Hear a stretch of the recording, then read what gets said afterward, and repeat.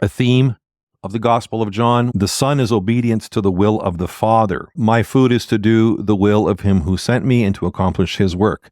I did not come to do my own will, but the will of the Father who sent me. And in the Orthodox Church, in our spiritual tradition, the Christian life is the imitation of Christ. And so one of the important ways is through the spiritual virtue of obedience. And it's an important virtue, certainly in monastic spirituality, but elsewhere as well.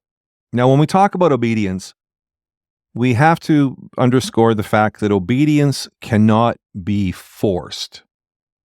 Obedience is something that one must willfully offer somebody.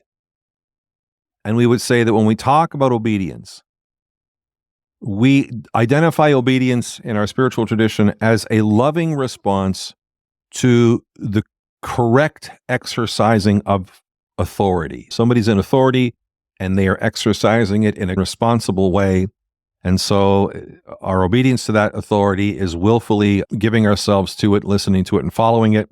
Certainly in the case of the church, this would be the ecclesiastical authorities like the bishop in a monastery, the abbot or the abbess, or one's spiritual father as well. Obedience is mutually exercised, freely received, and freely given. So this is this really important thing because it's part of the imitation of Christ, be obedient to the will of the Father, and to be able to cultivate this.